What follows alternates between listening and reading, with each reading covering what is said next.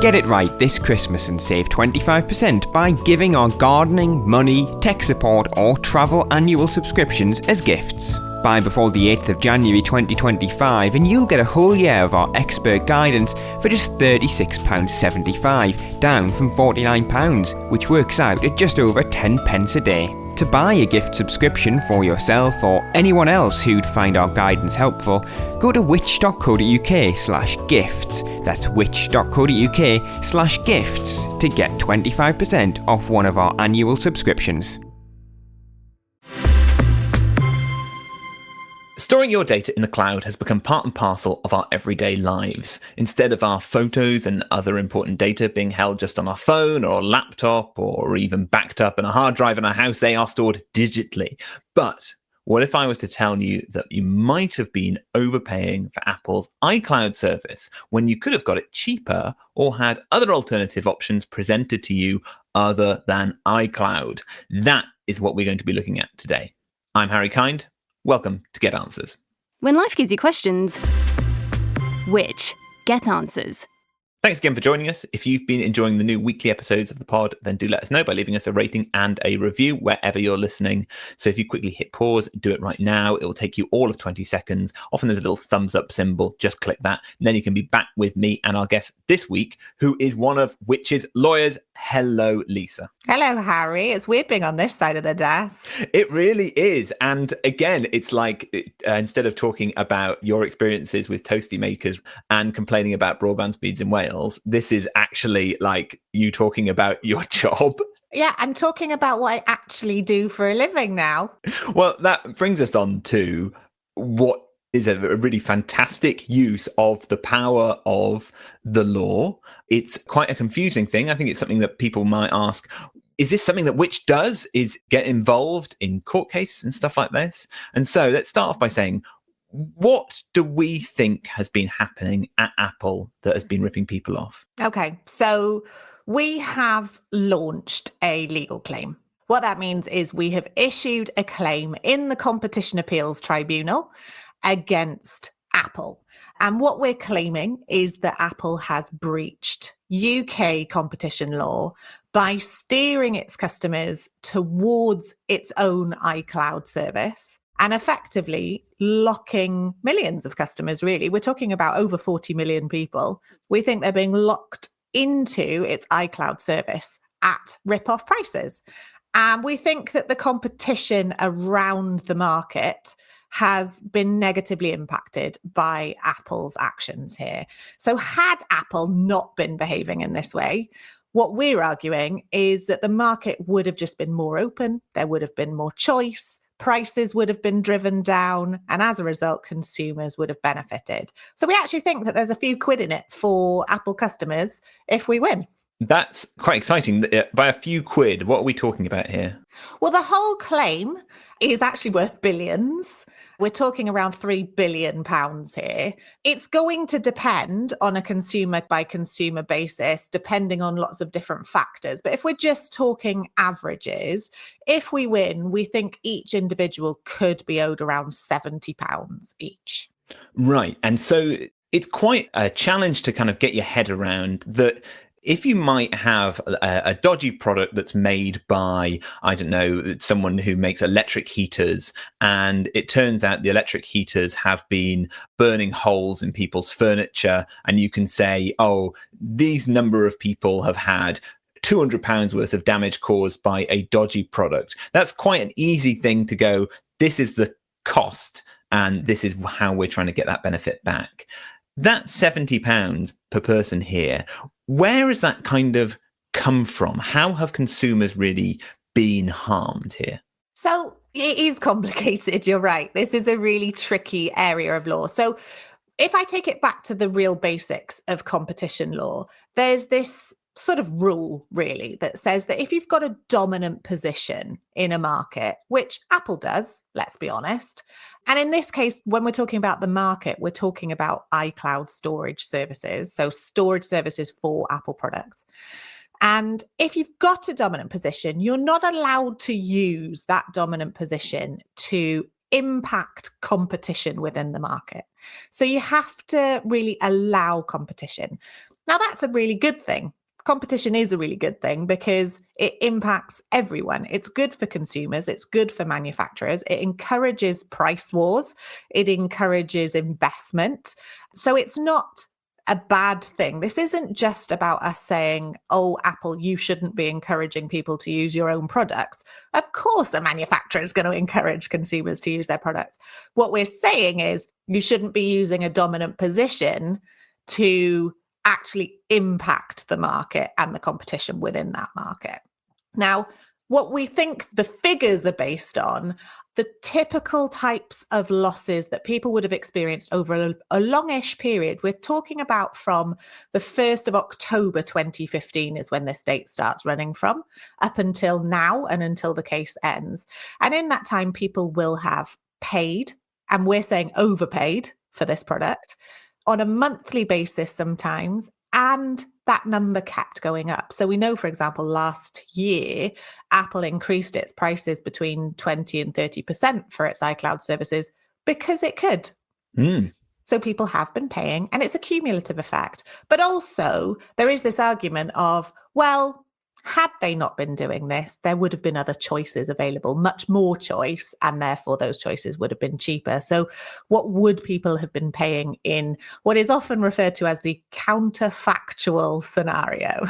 Well, now we're getting into like metaphysics and philosophy, what might have been and what could have been. But it's still, it's very easy to imagine that world where you do just have a very easy market where you can decide where to store your information, whether you're storing it in iCloud or you choose to go with a different provider. You might go with Google storage, you might go with Dropbox. And I suppose ultimately we just know that when people have their choices restricted or they feel like they're restricted, that means the people who've got the power have that kind of ability to raise prices. I think of it a bit like popcorn at the cinema, right? You have a captive audience. Popcorn at the cinema is incredibly expensive, even though it's a dirt cheap product to make. And that is partly because they have the only popcorn machine in the building. Exactly. That's a really, really good analogy. And the other thing to remember here is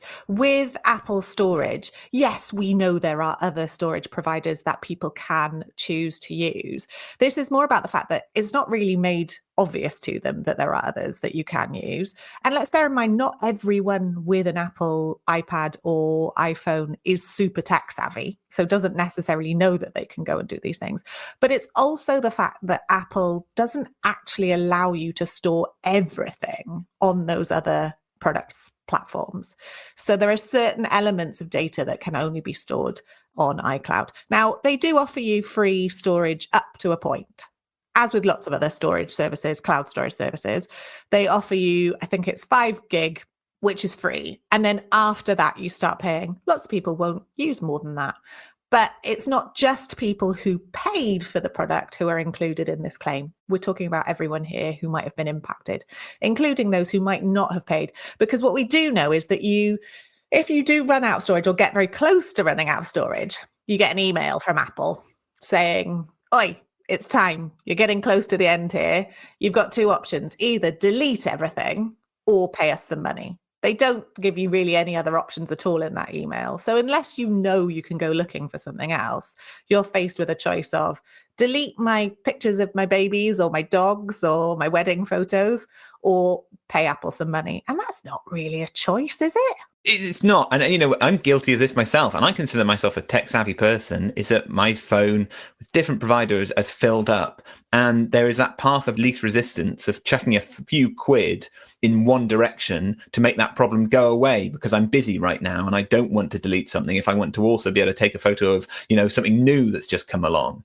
And you then quickly forget about it. If it was as easy to use one provider as another in that kind of spur of the moment decision, or if you're someone who's not doing a lot of research, that would be a lot more competitive. Yeah, absolutely. And you would expect that if there was that choice and there was that competition, that actually prices would be different, because they would need to be, they would have to be in order to be able to compete. It's interesting as well. There is a quote that's attributed to Steve Jobs of Apple fame.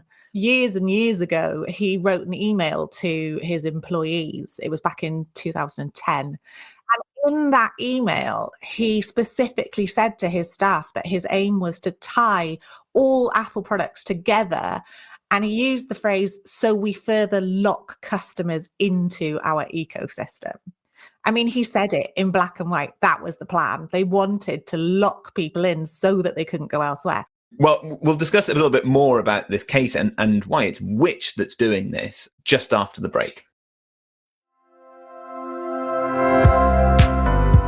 If you're enjoying this Which podcast, then you might also be interested in listening to other podcasts that we have to offer, like Which Shorts. Which Short is our weekly podcast that brings you a flavour of what the Which magazine has to offer, as well as our dedicated travel, gardening and tech magazines too. Each week we handpick a review, investigation or feature that was printed in one of our magazines and written by one of our award-winning writers. We then bring it to life on the podcast. So to get a taster of what Which members get in our suite of magazines, be sure to listen to Which Shorts wherever you get your podcasts.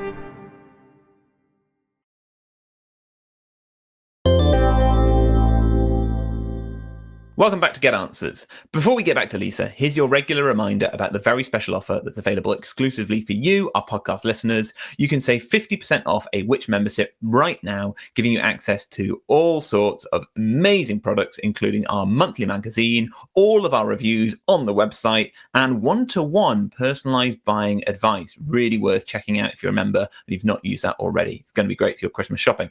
So join us now, become a member, head to which.co.uk/podcast offer right now and save 50% off the usual price. Now, Lisa, one question I've got here, and I'm sure a lot of people might have this question, is why is it Which who have picked up the torch here and are fighting the good fight on behalf of consumers on this issue? Well, this isn't unusual for Which. This is sort of what Which does. I think a lot of the time, I mean, our members know who we are and what we do, but very often I'm confronted with people saying, hang on, isn't Which the magazine that just tells people what washing machine to buy? And I have to go, no, we do loads more than that. Yes, of course, we tell people stuff like that. Also, what champagne to buy at Christmas. That tends to be my favorite piece. But actually, we are an advocacy group or a campaigning group. We are a charity. We are here to act on behalf of and for consumers. And when there is something that is impacting millions of consumers, like this Apple case, then it's sensible for us to step in and say, you know what, we are well equipped to act for consumers and in consumers' best interests. So we've done it before. We have got another claim as well that we're running against, again, another tech giant. That claim is against Qualcomm, and you can find out lots more about that on our website too. What I would say is, don't worry about whether or not your membership fees are involved in this. Your membership fees do not pay for this legal action. The reason I say that is because this costs lots and lots of money. We're taking on a tech billionaire, really. And this will take a long time and it will take a lot of money. So we actually have an external funder who pays the fees on this. Now that sounds a bit weird, doesn't it? You're like, why would anyone do that? There are reasons for that. It's investment for some organizations to actually contribute to funding litigation. They are called litigation funders. And the aim for them is they look at a case. If they think it's a good case that will have a good return, they say, well, I'm willing to invest in that because I think it's going to be successful. And that's a really good thing for us. So this is the sort of situation where it's win-win for consumers because we're acting on behalf of the consumers. So like I said, it's over 40 million people. Consumers don't have to do anything. You don't have to pay any money. You don't have to take on Apple yourself. You don't have to, well, do anything. All you have to do is sit and wait. And if we win, let us know that you're an affected person and you will get your money. And I think it's a really great system. It's a system that we can use in the UK. It's called opt-out collective redress. So the reason we've got opt-out collective redress in the UK, it's something the Which campaigned really, really hard for. It came in through the Consumer Rights Act, the ability for organisations like Which to act on behalf of lots of individuals at once. So you might have heard of these different types of claims. And realistically, it allows any sort of competition claim that impacts consumers to be brought collectively, meaning that each individual person doesn't have to go and do it themselves, because who's going to try and take on Apple? That's going to be hard work for one person. I wouldn't do it. I'm not convinced you would either, Harry. No, I'm not that arrogant about my own powers. But also, it's not just, it's that David and Goliath situation, but because the amounts that we're talking about aren't massive, it's not an iPhone's blown up in my pocket and I've lost a leg kind of thing. This is a relatively small amount of money, but with so many people affected that it's the only way, really, that people can be held to account. Yeah, that's absolutely right. Because I think what you've got is this scenario where a lot of people, for starters, don't even know that this is impacting them. Particularly with Apple customers, we know that Apple customers are sort of accustomed. It's taught to them that this is just how Apple works. For years, you could only use one type of phone charger. You couldn't use any other type of phone charger on your phone if you had an Apple phone. And I think sometimes it's quite surreptitious behavior from Apple, and people don't even know it's impacting them. But it is. And it's impacting the entire market. So if you can take this as one massive claim against Apple, we're saying this is worth £3 billion. Well, that's got to make Apple pay attention. They might not pay attention to lots of claims for £70. They might just go, ugh, not our problem, Gov. But once you show them all of the claims in one place and say, no, this is actually really important and a really big deal, Apple has to pay attention. And it's also a little bit of a shot across the bows at the other companies that might be doing this too, to say, look, we're willing to take on Apple. We think we've got a really good case here. We think we're going to win. So it's time everyone started behaving themselves within this market. Well, absolutely. This is a case which exists in a space where there's a lot of interesting legal work being done about massive companies, often massive tech companies, who might have a lot of power. So people might be aware of some antitrust cases going on against Google in California at the moment. There's been all sorts of European competition court cases. Some of them have been brought by governments and by states, and some have been by the people, like this, organized together under a uniting banner. But how do you see this case in the context of a kind of broader kind of question about monopoly power in the tech industry? Well, I think it is really important that these cases are brought, because where you have got really big players that might be abusing their positions, I think it's important that you stand up and say, we're not willing to accept it, because that's the only way you can get change. There is actually a claim similar to ours in the US, where they're alleging that Apple is acting anti-competitively there too. In Australia, for example, last year, the Australian version of our CMA, it's called the Australian Competition and Consumer Commission, they looked at the way in which Apple's iCloud storage services are integrated into the sort of iOS ecosystem. And they concluded that there was a negative impact on consumer choice there. We know in the EU, only earlier this year, Apple had to commit to opening up its tap to pay iPhone payment system to its rivals. So this is something that is actually happening across the board, across the globe, across different elements of Apple and other tech companies, products and platforms.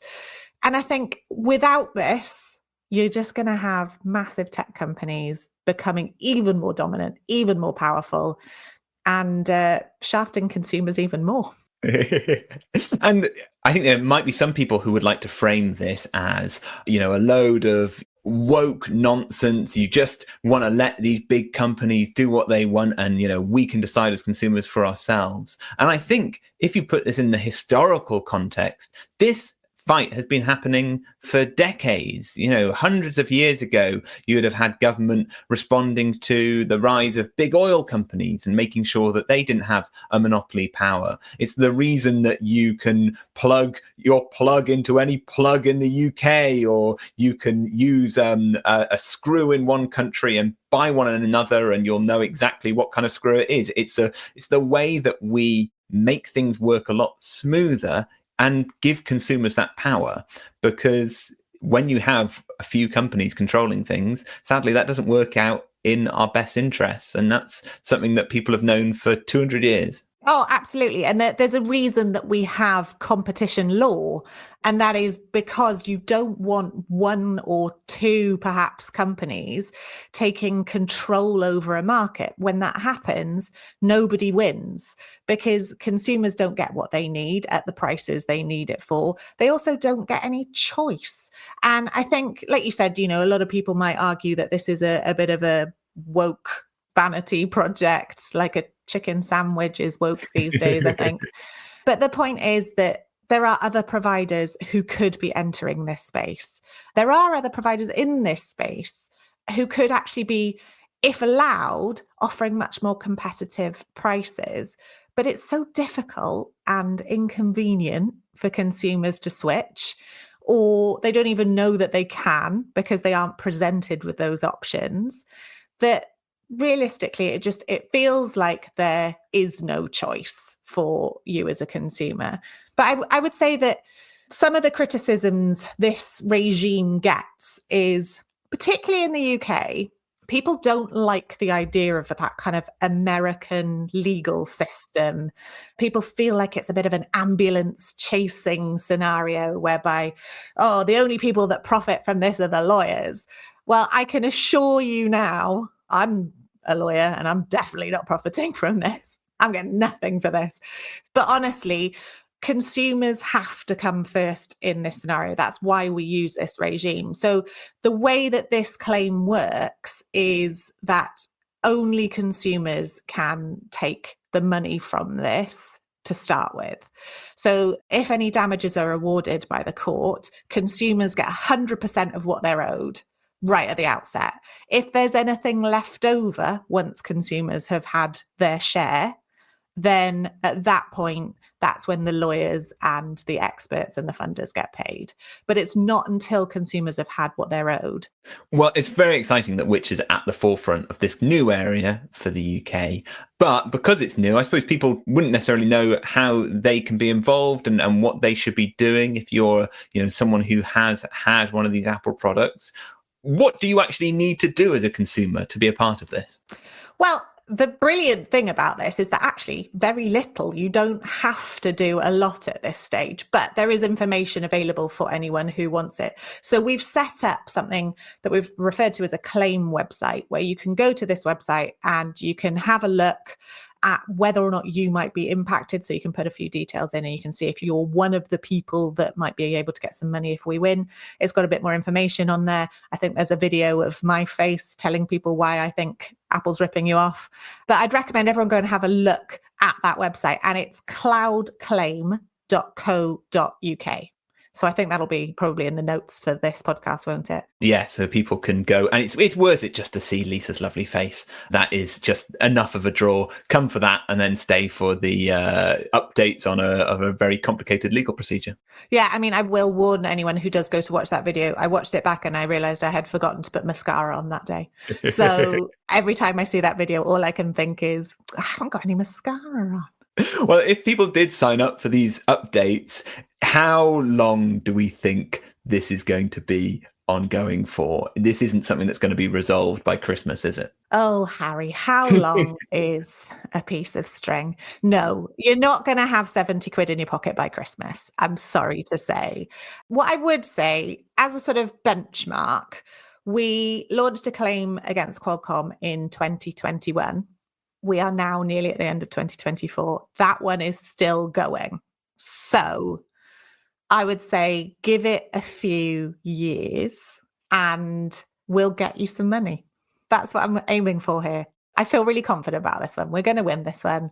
In fact, I'm really confident about the other one too. It's just they take a really long time. They do take a long time. Law is complicated. And when you've got a defendant with loads of cash in their pocket, they will do anything to slow down the process, to put hurdles in your way, to make it as hard work as they can. But we're ready for that. Well, what have they said so far in response to this claim? Oh, well, Apple obviously doesn't agree with anything we're saying. So Apple's very much of the view that they offer choice, that they have invested in ensuring that people have options. They say that they're not behaving anti-competitively. Like I said, it's all relatively obvious stuff from Apple, because they're not going to just agree with us and hand over the cash. They have to say that they disagree with everything that we say on this. And that's fair. Let them say that. It's their opportunity to say it now, but we will be seeing them in court when they're going to have to put that evidence forward. So let's see what happens then. And other than this big financial component of this, if we were successful, how would Apple have to change? What would they need to be doing differently? Well, like you say, it's not just financial, is it? So what we want to see is actually the market opening up. We want people, organizations, to be able to enter the market and compete fairly with Apple. And so what we'd want to see is an agreement from Apple that they will allow others to access the market in the way that Apple can, and that Apple won't use their position to prevent others from offering the same services at lower prices.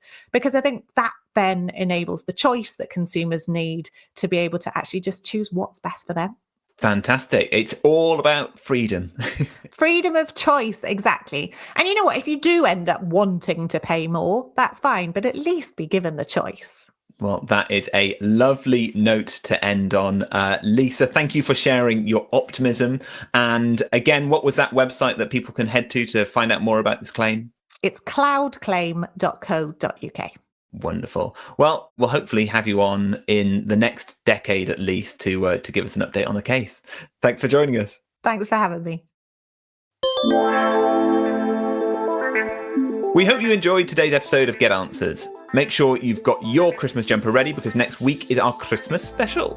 We'll be revealing some of our best buy Christmas food, and we'll be joined by a top chef who'll give you some of the best tips for a stress-free Christmas in the kitchen. In the meantime, don't hesitate to drop us a line. We'd love to hear from you about what you'd like to hear on the podcast. So send us an email at podcasts@which.co.uk or reach out to us on social media. We're @whichuk. This episode was presented by me, Harry Kind, produced by James Rowe and Rob Lilly-Jones, and edited by Eric Breer. And thanks again to Lisa Webb for joining us. We'll be back soon. Bye-bye.